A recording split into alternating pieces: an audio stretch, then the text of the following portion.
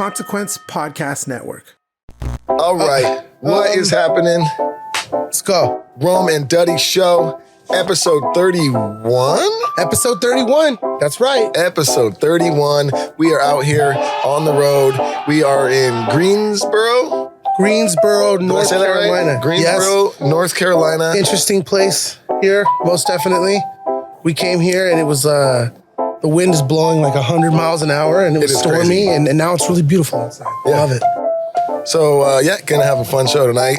We had our first show ever as this band 2 days ago in Nashville to kick off the tour, and it was a lot of fun.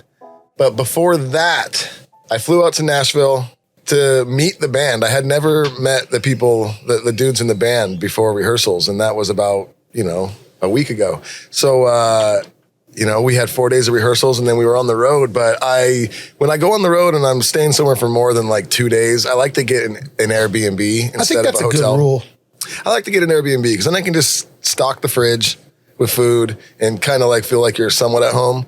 So that's what I did. I got an Airbnb, and when I got it, it seemed like it was just like a little 1-bedroom house. No biggie. But when I got there, I found out that it was like a back house. And I was like, you imagine Duddy B just staying in your back house you have? These people had no idea. We were just coming home hella late.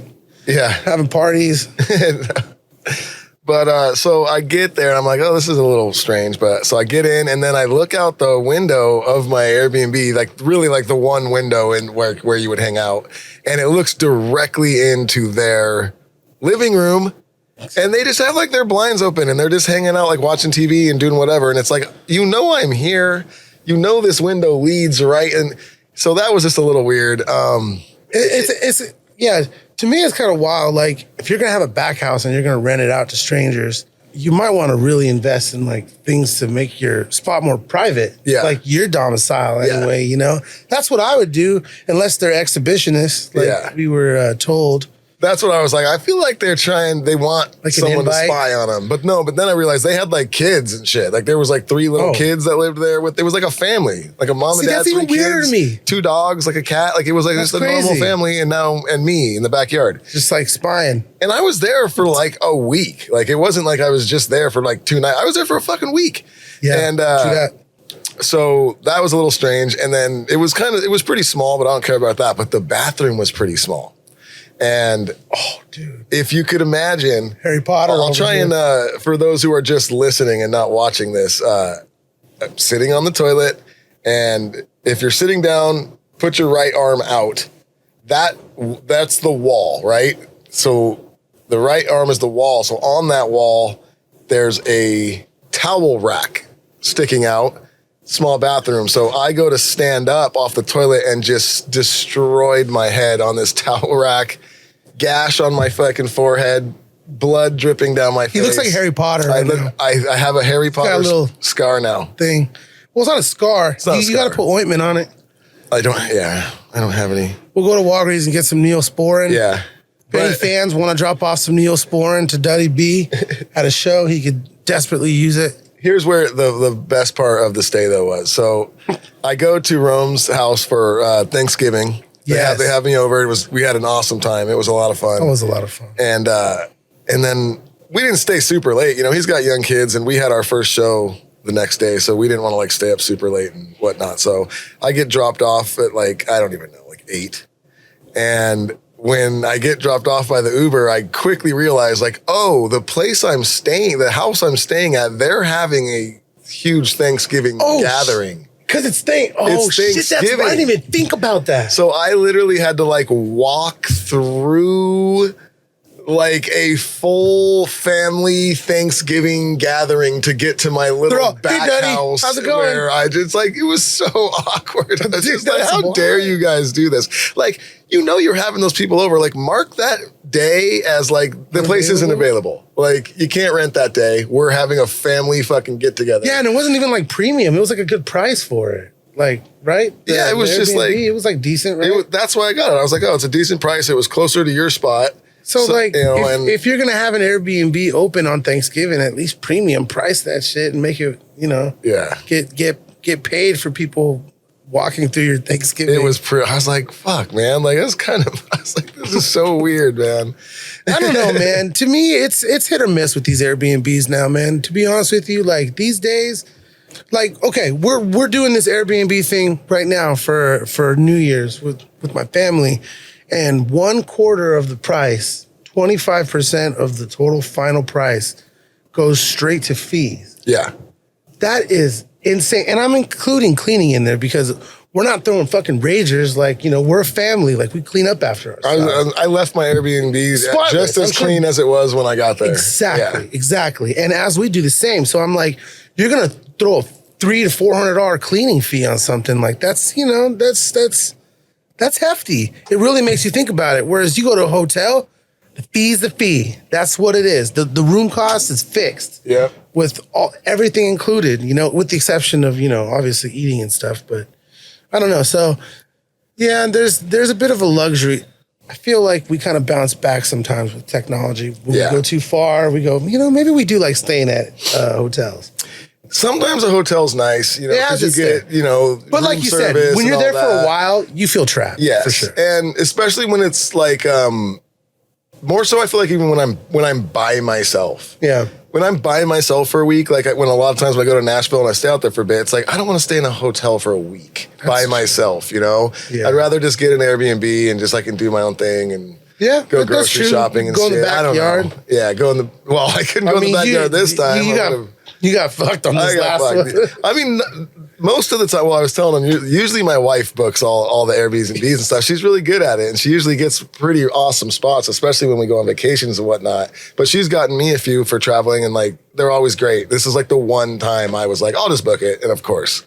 Yeah, dude, I screw up everything, all like travel and coordination. Like I have zero of that. Like I'm just terrible at that. So yeah, I like, for example, oh man, I'm really dumb. But okay, so it was my son's birthday, Saint's birthday, like a couple weeks ago, and I flew in my mom and my dad, and they also came with my aunt and my cousin, and then my sister decided to show up, but I completely forgot to book their hotels. I like spaced out. Oh my God. So I had to like book my mom and dad's hotel last minute.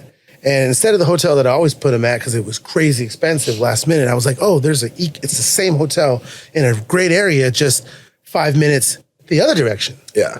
So I'm going to go with that. And I just booked that last minute. And my parents, they didn't know. They show up to the wrong hotel. I feel so bad. So I told them, oh, it's just 10 minutes the other way. They go to that hotel. Well, my aunt, she booked her own hotel because she's got my nephew. They booked it at the hotel that they thought that my parents were staying at. So they're separated now. Oh. And then my sister surprises and shows up on my son's birthday. And I'm like, oh, you know what? Where are you staying? And she's like, oh, I'm going to sleep on, mom and dad's couch. It's cool. I'm like, nah, no way. I'm going to get you a hotel. The same spot as mom and dad. And she's like, no, you don't got to do that. And I'm like, no, you're not sleeping on a couch. Come on, I'm your older brother. So I don't like people sleeping in my house. So, I book her the hotel, and then she shows up to the address, or she shows up to my mom's hotel, and they don't have a reservation under. I booked her at another fucking hotel. All three people, all split up over Nashville. I'm terrible at booking. Wow. Yeah. So no more travel coordination for me. I'm fired. I quit. I retire myself. But speaking of travel, man, let's talk about what we're doing back here in this beautiful back lounge. Winter Moon Tour, baby. Winter Moon Tour. We're out here. Kicked off. It's been so much fun so far. Man, this is so new to us. Like it's such a different project, and we didn't know what to expect. We didn't know, how the people attending the shows were going to react. But so far it's been a lot of fun. It seems like people are enjoying the show, and it's just getting better and better every night. So it's tight. Yeah, like people are really kind of like tripping out. I'm like watching their faces as they're seeing some of these records, like that we've been playing acoustically, coming to live, and then like stuff that we've done with our other bands. kind of get brought into a different genre because we have just different instrumentation up there, you know. Things got like a twang to them because we got the slide guitar and we got flute and saxophone and keys, and it's just like it's a musical show, and I think people are like really kind of seeing it come together for the first time, and it, I don't know, it's a trip, man. Like I really do appreciate everybody who's kind of checking out the early stages of this because it's brand new to us, and you know, we don't really like have anything to compare it to, you know? So we're just like, what's it, trekking on unfamiliar territory? Is that what it is? I mean, it can be. What it is. It can be if you want it to be. Give me that one at least. But yeah, so it's been good. Where are we today? North Carolina. We are in Greensboro. Yep. North Carolina at the Condenham Entertainment Center? Theater? Yeah, Condenham. Condenham Entertainment Center like or something or other. Condominium. Yeah, it's a weird name. Reminded me of. Yeah, this place is it's gonna be a fucking rager. I can already tell because it's like punk rock club style. Yeah, you know. Yeah, like we're kind of higher up and it's like narrow but it's long. So I was like tripping out on that. I'm like, man, it's either gonna be like, you know, really like quiet and polite, or it's going to be absolute rager. It is Sunday. But I don't think that matters. And you know, it's the winter, and it's before Christmas, and I understand people are probably like, you know, hesitant to go out to winter shows. So the people that do come, very appreciative of. Thank you guys. But I don't know, man. It's been rocking like with our opening songs. Like, you know, it's a fucking pretty powerful opener, you know? It's fun. Like people get moving. It's a good one. Okay, guys, you already know how it goes. Last night we did our post-show show, and we brought our man Gator up here to tell us a little about himself and tell us the story about the road. And, well, the microphone was not plugged in. You know how that goes. Pretty typical of the Rome Duddy experience. But, okay, so we're going to try this again. Round 2, everybody. This is our man Gator. Big welcome. Got that one. That was an applause. All right. That was great. Hey, nice to meet y'all. Gator, tell us about yourself, how you got into music, man, and you know. Absolutely. Nice to meet y'all. Glad to be here. My real name is James Robert Lanigan. I'm from Central Florida, born in Sanford, Volusia County, Florida. Started music when I was young, playing trumpet, guitar. Then I did band and all that stuff. Moved to Illinois and was part of the Chicago punk scene, Peoria. That's why you're a Bears fan. Yeah. My dad is from Chicago. Peoria punk scene and everything. I studied electrical engineering and audio at Daytona State College. And that's how I moved to Nashville to be an engineer. And then I did not know that. You didn't know that? No, I didn't. Yeah, that's how I met. That's how I met Mike Fahey. Yeah. Shout out to Mike Fahey. Mike Fahey. Yep, you're my brother. Introduced us. Yep. Man, I didn't know that. That's tight. So, are you proficient in Pro Tools and stuff? Somewhat, yeah. Fucking A, dude. Yeah. Thank you, Dr. Velasco. Damn. I went to Nashville to pursue that, and I was at Santa's Pub, and a buddy of mine, Josh, knew this guy named Ben, and he needed a bass player, and so he was like, "Oh, I know the guy," and it became me, and so it was just kind of like this, you're supposed to do this. Yeah, the clouds opened up, and I just became a bass player, and just naturally fell into it. But it's a beautiful instrument, man. It is. It really is. It's a lot of fun to play. I'm a huge fan of Motown and stuff like that, but my favorite player is George Porter Jr. of the Meters. I don't know who that is. We'll jam that later after the show and everything. It's a bus jam for sure. Oh yeah, definitely. But happy to be a part of this and everything. And just me and my wife Melinda. Shout out, baby. Love you. Good man. Nice. I love you too, babe. And just kind of moved around, and then moved back to Florida, and then got a call about you guys, thanks to Fahey and everything. And just happy to be here, man. Toured a lot and did a lot of vanning, sleeping on the floor and all that stuff, you know, and smoky honky tonks and all that. That's awesome. I loved every minute of it. Good man. Well, we're stoked you're here. And when we first found out that the audio was not going to work for last night, we were like, shit, did we just like scrap it? You know, it's like the greatest. And I was like, we cannot. People have to hear this story. Okay. So, yeah, this story is amazing, you guys. Okay. Come on, kick it to us, man. So this is, let me turn it here. This is my road story, or one of them. So I was playing in the Ben Jarrell band, and we were playing the MGM Grand during the professional bull riding championship at one of the bars at the MGM Grand.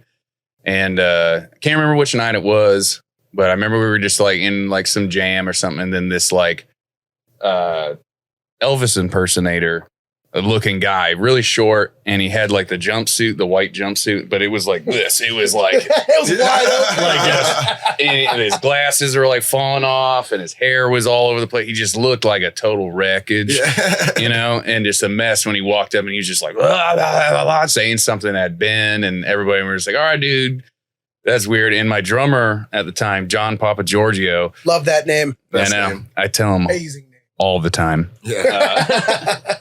He actually snapped a photo of it. I'll get that photo. I'll show you guys so there's proof. Oh my goodness. So We're gonna need that. he took a picture of the guy because he looks so much wreckage. And so he disappears. 3 songs go by, and we're like in a ballad, and we're kind of in like the waltz of the jam part or whatever. And then out of the crowd, this Toby Keith looking dude, like this gigantic dude, and he's like ginger, but he looked just like Toby Keith. That's Ginger like, Toby? yeah, it's not Toby Keith, but it looked just like him. Big old dude. He walked up, and he's like pulled his phone out, and sorry, borrowing your phone. And he's like showing Ben. He's like showing Ben. And at one point, I'm like, "Yo, dude, this isn't what I thought." He's like, "Hey, play this song," like showing a song. You know, you're like, People do that. Yeah, they do. And it's like, "Hey, man, get the fuck out of here. That ain't what this is." Yeah, you know, like whatever. Jam, man. Get the hell And away. so he goes to the other side of the stage where our steel player Adam and our guitar player Ryan Sanchez were, and he's kind of going with the phone. And I'm like looking at Ben. I'm like, what did he show you? And he's like, and Ben leans back and he's like, "I think it's him fucking a goat." And I was like, we were like, "What?" You know, like, and then we're like looking at John. We're like, "I think he's fucking a goat or something." And then at that point, he comes back towards us across the stage, and he flips it, and I see it finally, and it's a picture of him in the bathroom stall of the MGM Grand, like this, selfieing, and he's butt fucking the Elvis guy that we had seen 3 songs before, and that's why it was all wrecked. So this ginger Toby Keith looking dude was, I guess, railing him, and and.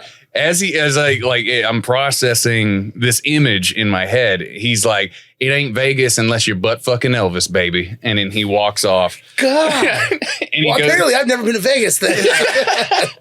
and he walks over to our manager, Mark Proct, and Colonel, our executive producer, and everything. And Colonel's like military guy. He's like, "Get the fuck out of here! Get the fuck out of here, you sick bastard!" Like just like losing his shit at him. And yeah, that's my most odd live stage story. Everyone's just getting mad at this little Elvis kid. Both of you guys get the hell out of here. Yeah. Nothing against, if that's what you're into. You can't have any sex inside of my bathroom stalls. Yeah. And fucking take a selfie with it and show patrons. Regardless of what it was you were fucking. We will have sex in your bathroom. We will.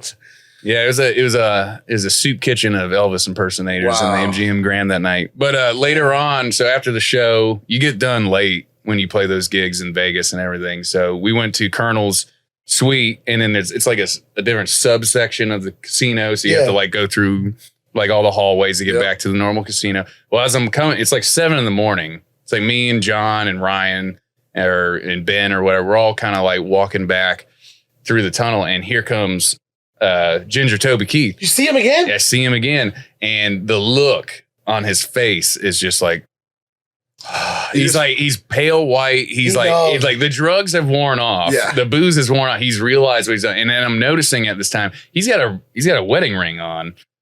So I'm like, man, this dude's probably got like a wife and kids, and he's like something He's hooking up with Elvis in the back. Yeah, Elvis that's a big impersonators. weekend.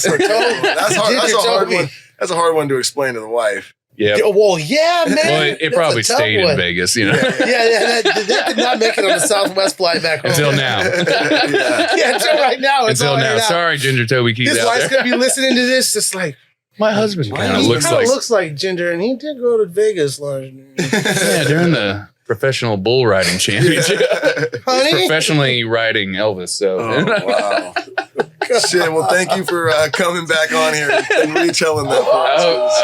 I hope you all enjoyed. Yeah, I'm just happy to be here. That's I love amazing. y'all. Thank you, Gator. Love you, brother. Appreciate you. Come out and see us, y'all. Shout out to my family. Love y'all. Number 2. Cool. What's going on, guys? I hope that you enjoyed meeting a couple of the fellows in our band. If you tune in to the next episode, you will get to meet the rest of the guys and hear some more crazy stories. So thank you guys for listening. And Hope you like the post-show show. Yeah. That's going to be something that I think we're going to be getting into. It's a little easier for us to just come off stage and then just, hit the back lounge and come back here and just hit a podcast for you guys. Yep. Throughout the day, we're usually up to shenanigans. So this will work out good. But yeah, hopefully you guys enjoyed this one. You got a chance to meet Gator, our bass player, and Zach, our drummer. And yeah, like Duddy said, on the next episode, we'll be putting in the other guys so you can get to meet them and hear some funny stories. But okay, well, thank you guys. If you got to make it to a show on this tour, thank you for the support. And make sure you swing by the Rome Duddy Show Facebook group with all the other homies in there. All right, y'all. Oh, actually, you know what? One more thing. What? I'm going to do something that we never do is plug something that we are doing. We actually have like a bunch of cool new merch up on the site and stuff right now too on RomanDuddy.com. If you want to head over there, check out the merch. Yeah, we just put up some cool new designs and shirts and hats and things. So go check it out. We're getting good. And yeah, have a good day, y'all. Bye. Peace out.